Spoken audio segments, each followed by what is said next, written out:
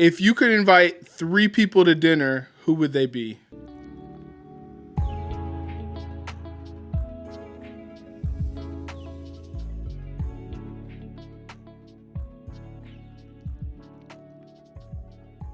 Oh man, that's rough. um, Goodness, Joshua Darden. He used to run this company called Darden Studio, Okay. and it's it's really interesting.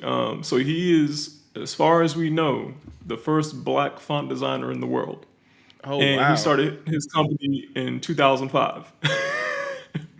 Now, I'm sure there were type designers before this, um, but they either didn't get credit or didn't exist. We just don't know. They're just not in the history books. So as far as we know, he's the first black type designer in the world in 2005.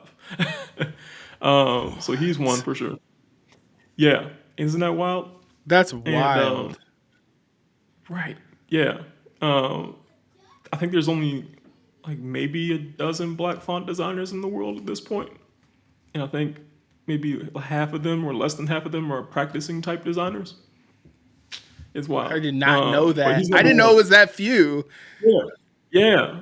It's wild. So there are only around a little over 200 type designers in the world who design type for a living. That's why, and out of that 200, there are only 12 that are black, and out of that 12, I think maybe five or six are practicing. Jeez. And you're one of those. That's Yeah, crazy. yeah, it's wild.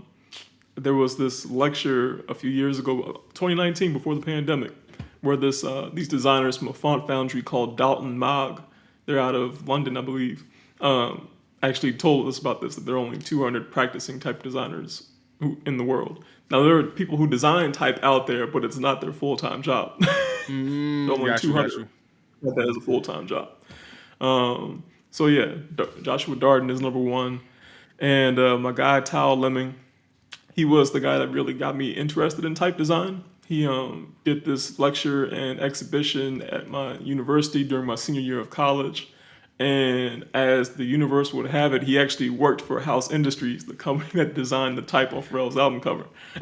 Shoot, that's I'm not crazy. sure, right? I'm not sure if he actually worked on that typeface, but he used to work quite heavily with them. So he's number two on that list for sure. And then it's number three is a tough one because there's two people I'm thinking of, but I'll have to go with James Edmondson from Oh No Typeco. He's just the I love coolest him. guy. Yeah. Yeah, he's just the coolest guy. He makes the wildest typefaces you will find right now, and he's been a huge help to me in my career. So shout out to him. Yeah, I've been trying to. Anytime I can, I try to sneak in an Oh No typeface. I was working on a project Right? the beginning of this week, and I was trying to sneak in swear, and of course they were like, Oh yeah, "Nah, this is too edgy," and I'm like, I got to make it work. I'm gonna make it work one of these days." right, But I'm for always sure. trying to sneak in one of theirs. I'm for your stuff too. I had a project we worked on in Richmond, and I was like, hey, we Oh wow. got this. I think it was Martin. I was like, we got Martin. This is we're trying to support black youth here. This is a good one to try. So I'm always trying to sneak in. I love type. So it's like one of those things that I'm always like looking into and trying to be like, how can we move type forward? How can we be using something that's a little different than Futura? Like Futura does have its applications, but let's try to get some more. There's a lot of people making some cool stuff. So Most it definitely.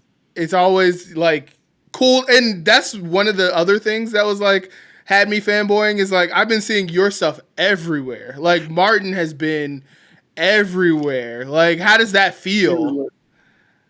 It feels so weird. I'm like, so like I made Martin back in 2016. That was the first font I ever released through Vocal Type and my first real font that I ever made. I made fonts before, but none of them were actually working font files. So I say Martin Mm. is my first working font.